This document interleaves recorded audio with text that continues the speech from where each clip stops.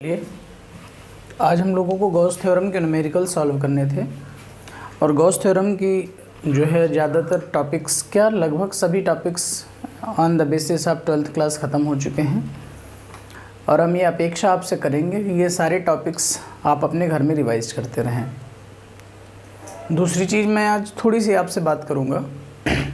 बात कुछ और नहीं होगी, बात सिर्फ आपके काम की होगी। देखिए, आप ऑनलाइन क्लासेस पढ़ते हैं और हम पिछले 10 सालों से ऑफलाइन वर्क करते आए हैं फिज़िक्स में।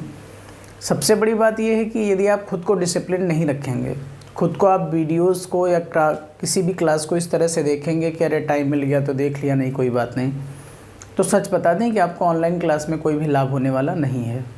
दूसरी चीज़, जिस तरह से हम एक क्रांतिकारी युग में चल रहे हैं, उस क्रांतिकारी युग में अगर हमने मोबाइल का सही यूज़ नहीं किया तो हम दुनिया में बहुत पीछे छूट जाएंगे।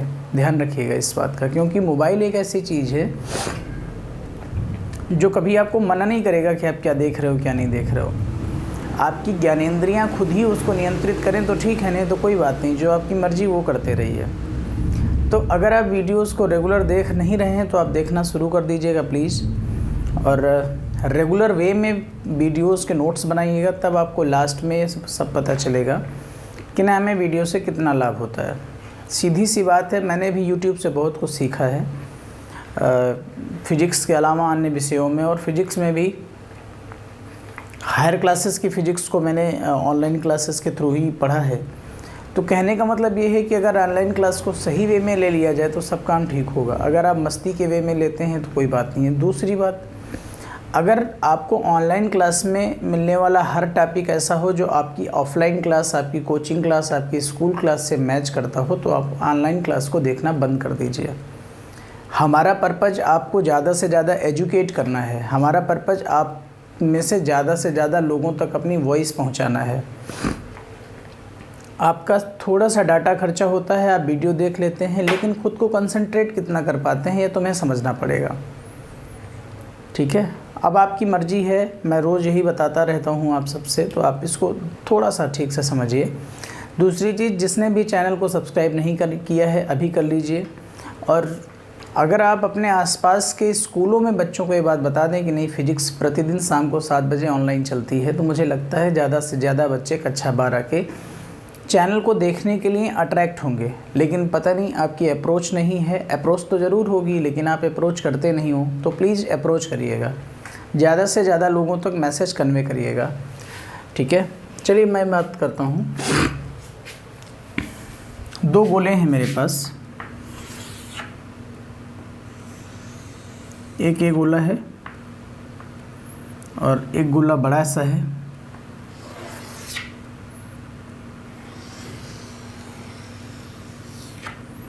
ये गोला है, ठीक। बड़े गोले की जो रेडियस है वो कैपिटल आर है, जो छोटे गोले की रेडियस है वो स्मॉल आर है। Capital Q charge is distributed on these cells, spherical shell. Capital Q charge को इन दोनों में डिस्ट्रीब्यूट किया गया है, कुछ भाग इसमें है कुछ भाग इसमें है, और ऐसा डिस्ट्रीब्यूट किया गया है कि दोनों के जो पृष्ठावेश घनत्व हैं वो इक्वल हैं। तो हमें छोटे गोले के पॉइंट P पर इलेक्ट्रिक फील्ड कैलकुलेट करना है, जबकि पृष्ठावेश घनत्व बराबर है छोटे गोले के पृष्ठ पर वैद्युत क्षेत्र की तीव्रता की गणना कीजिए। वैद्युत क्षेत्र की तीव्रता की गणना कीजिए। अगर आप मन से पढ़ेंगे तो फिज़िक्स बहुत अच्छी सीख जाएंगे, मेरा विश्वास है, बशर्ते आपको काम करना पड़ेगा। तो यहाँ पर हमको वैद्युत क्षेत्र की गणना करनी है। गोली कोष के लिए वैद्युत क्षेत्र का जो आपने सूत्र पढ़ रखा है वो पढ़ रखा है, E = 1/4πε0 Q/r²। रेडियस आपको उसने दे रखा है।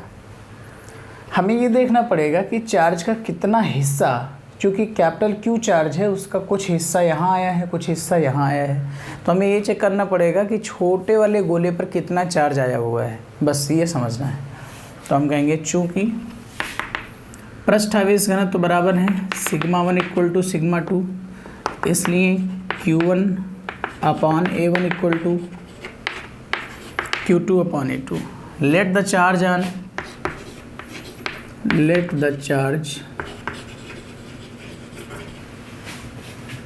On small spherical shell. मान लीजिएगा कि जो चार्ज छोटे वाले गोले पर है वो है स्मॉल q। अगर बेटा ये स्मॉल q है तो यहाँ हम स्मॉल q लिख सकते हैं by A1। Total charge capital Q था, कैपिटल Q में Q इधर चला गया है तो capital Q minus small q by A2। तो अब ये होता है Q अपॉन गोले के पृष्ठ क्षेत्रफल का फार्मूला 4πr² स्मॉल r² और capital Q minus small q by 4π capital R²। ये 4π से 4π कैंसिल हो जाएगा, ये इधर आ जाएगा तो आ जाएगा Q capital R² equal to capital Q small r² minus small q small r²। Value किसकी किसकी दी है? कैपिटल Q हमें पता है, स्मॉल r हमें पता है। इसका मतलब ये है कि स्मॉल q का मान हमें कैपिटल Q और स्मॉल r के पदों में लाना पड़ेगा। तो मैं जब इसको यहाँ पे लेके आऊँगा तो small q of capital R² plus small r² बराबर कैपिटल Q स्मॉल r²। तो स्मॉल q की वैल्यू आएगी capital Q small r² by capital R² plus small r²। अगर q मिल गया है equal to 1/4πε0 small q upon r² होता है, तो अब इसमें कुछ बचा नहीं है। Electric field on this point EP लिख सकते हैं 1/4πε0 स्मॉल q की value capital Q small r² by capital R² plus small r², और अपॉन R² फार्मूले में ये लिख लिया हमने, कैंसिल हो गया। 1/4πε0 तो ये आ गया EP इक्वल टू 1/4πε0 कैपिटल Q capital R² plus small r²। बात समझ में आ गई? अगर हमें यही छोटे गोले में निकालना होता तो छोटे स्मॉल q की वैल्यू आई थी capital Q small r² Q upon A 4π small r², ठीक है। Q capital R² Q r² minus Q r² इधर आ जाएगा तो Q स्मॉल r² बटा, हाँ ठीक है, यही आने वाला है। अगर हमसे बड़े गोले पर इलेक्ट्रिक फील्ड पूछे तो बड़े गोले का हमें चार्ज लाना पड़ेगा। तो टोटल चार्ज मेरे पास कितना था? कैपिटल Q था। तो कैपिटल Q में ये वाला चार्ज अगर हम हटा दें Q r² बटा capital R² plus small r², तो Q कॉमन हो जाएगा और इसको अगर हम सॉल्व करेंगे तो capital R² plus small r² minus small r² बटा capital R² plus small r² cancel, Q r² by capital R² plus small r²। तो अगर हम बड़े गोले पर चार्ज निकालें तो 1/4πε0 कैपिटल Q बटा R² फार्मूला होगा और कैपिटल Q का मान रख देंगे कैपिटल Q r² बटा capital R² plus small r²।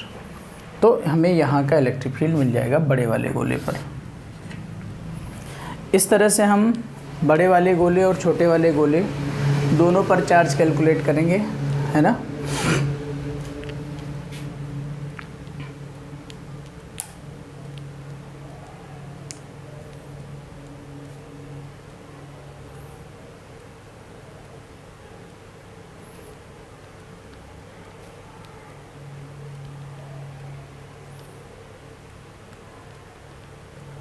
आगे चलेंगे, अगला क्वेश्चन होगा।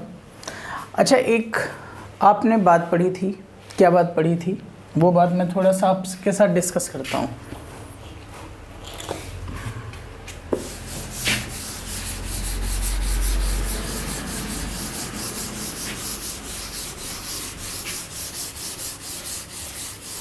बात ज़बरदस्त है, जानने वाली है और आपको जानना चाहिए।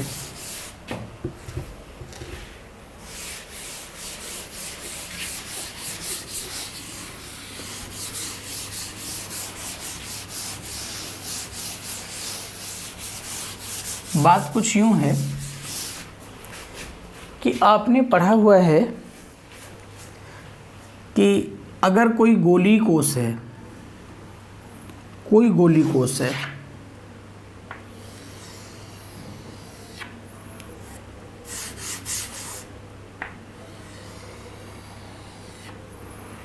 ये गोली कोष हो गया।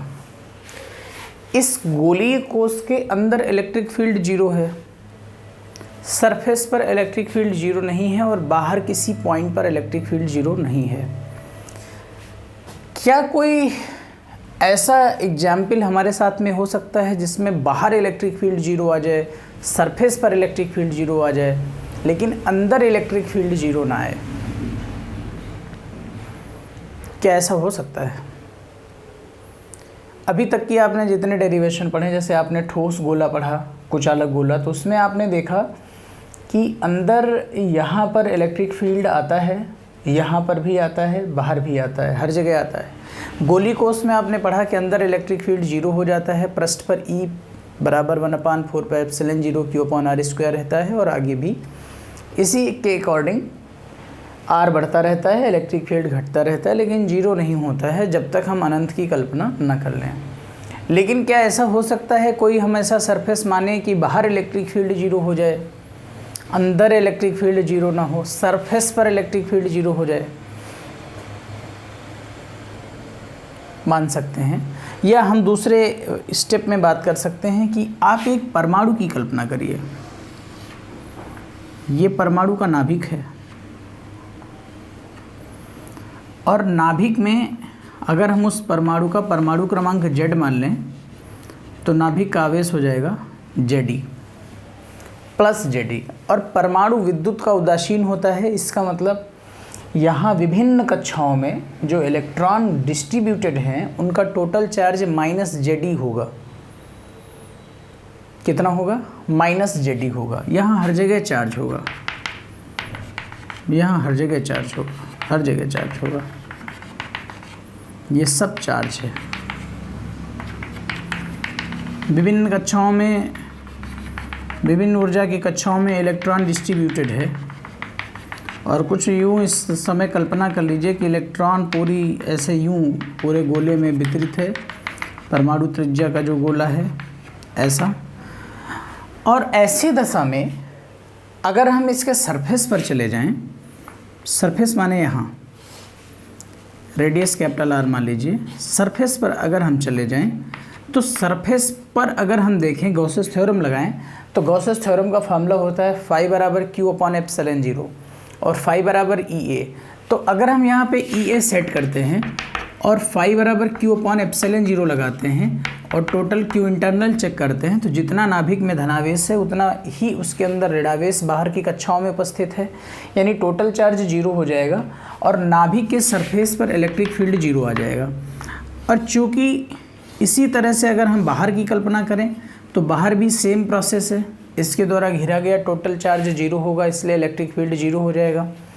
यानी एक्सटर्नल फील्ड पर भी इलेक्ट्रिक फील्ड क्या हो जाएगा? ज़ीरो। लेकिन ज़रा इमेजिन करिए कि स्मॉल r कहीं यहाँ है, एक ही स्मॉल r दूरी है, P पॉइंट है, और यहाँ पर अगर हम एक गॉसियन सरफेस खींच लें ये,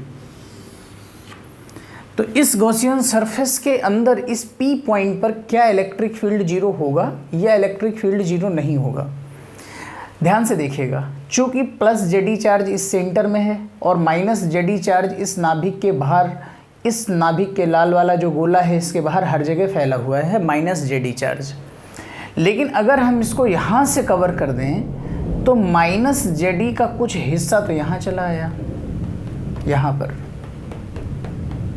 -Ze का कुछ हिस्सा तो यहाँ चला आया। इसका मतलब अंदर जो +Ze है उससे कम है ये माइनस चार्ज। अगर माइनस चार्ज ये कम है तो इसका मतलब अंदर का इलेक्ट्रिक फील्ड अब जीरो नहीं हो सकता। और ऐसी दशा में नाभिक के भीतर पृष्ठ के अंदर कहीं पर भी इलेक्ट्रिक फील्ड हम कैलकुलेट कर सकते हैं, इलेक्ट्रिक फील्ड जीरो नहीं होगा। तो आइए ऐसी दशा में नाभिक की त्रिज्या को हम परमाणु की त्रिज्या को R मानते हुए स्मॉल r दूरी पर इलेक्ट्रिक फील्ड की कल्पना करते हैं। क्वेश्चन बन जाता है क्योंकि परमाणु विद्युत उदासीन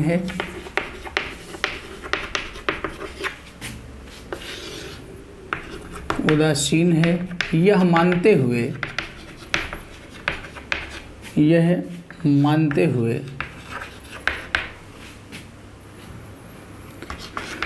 दिए गए बिंदु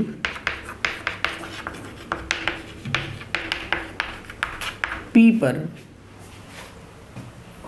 वैद्युत क्षेत्र की गणना कीजिए।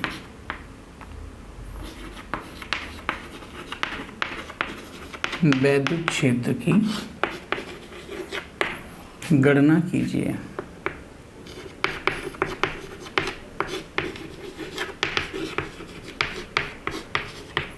ठीक। अच्छा, मैं जानता हूं चूंकि परमाणु विद्युत उदासीन है,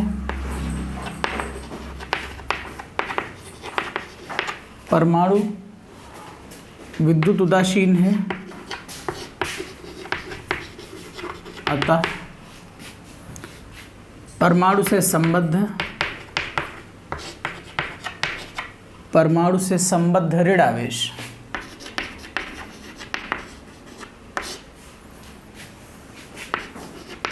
सिंपल सी बात है, नाभिक में जितना चार्ज है प्लस नाभिक के बाहर ऋणावेश जितना है, टोटल चार्ज 0 होगा तो Q बराबर -Zd आएगा, यानी पूरे नाभिक में -Zd चार्ज फैला हुआ है।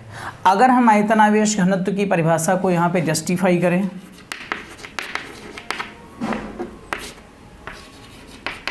आयतन आवेश घनत्व की परिभाषा से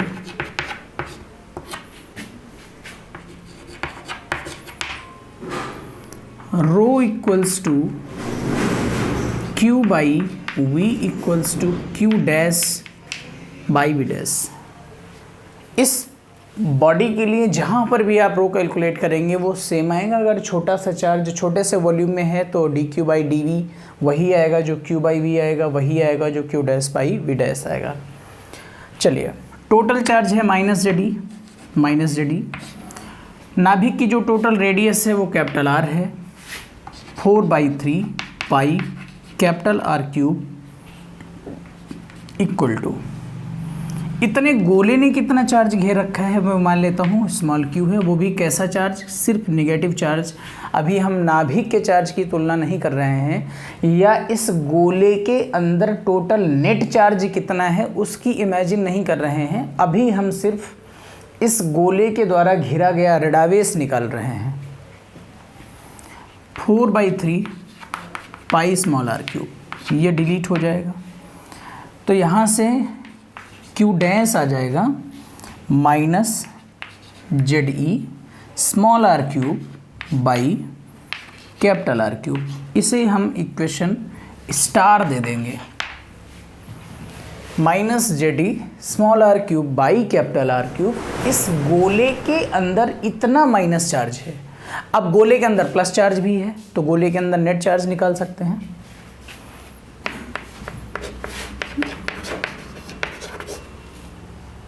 गोले के भीतर नेट आवेश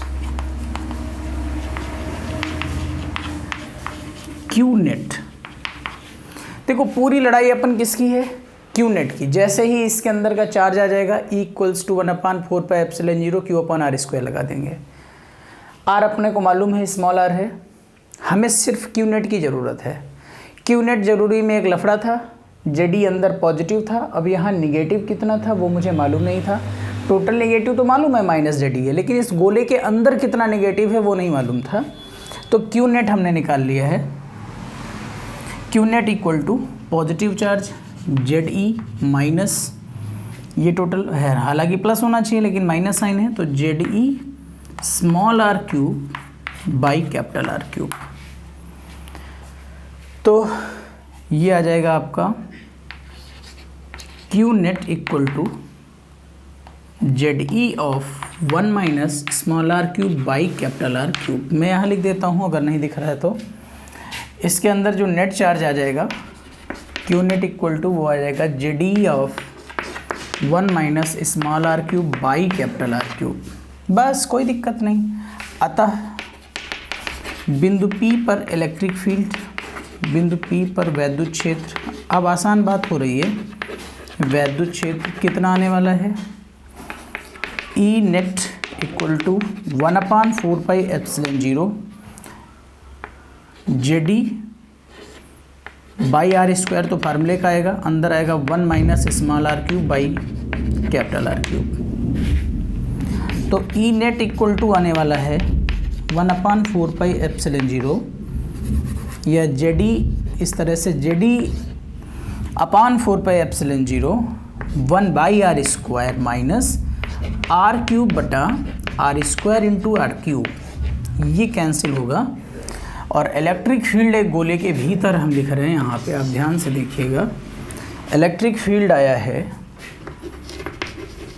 ई net equal to Z e upon 4 pi epsilon 0 1 upon R square minus small R by R cube. अब चलो थोड़ा समझो, मान लीजिए स्मॉल आर बढ़ते बढ़ते बढ़ते बढ़ते हम सरफेस पर चले जाएं, तो जब हम सरफेस पर पहुंच जाएंगे तो ये जो इतनी सी स्मॉल आर डिस्टेंस है, यही परमाणु की त्रिज्या हो जाएगी कैपिटल आर के बराबर।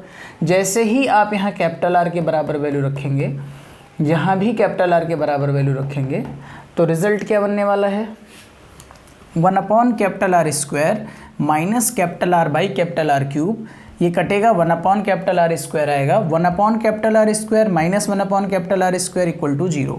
इसका मतलब ये हुआ कि सरफेस पर इलेक्ट्रिक फील्ड 0 है, ई सरफेस 0, ई एक्सटर्नल 0, किसी भी सामान्य परमाणु के कारण बाहर किसी पॉइंट पर इलेक्ट्रिक फील्ड 0 होगा, सरफेस पर इलेक्ट्रिक फील्ड 0 होगा, लेकिन सरफेस के भीतर के किसी पॉइंट पर इलेक्ट्रिक फील्ड 0 ना हो करके equal to Z e upon 4 pi epsilon 0 1 upon small r square minus small r upon capital R cube होगा।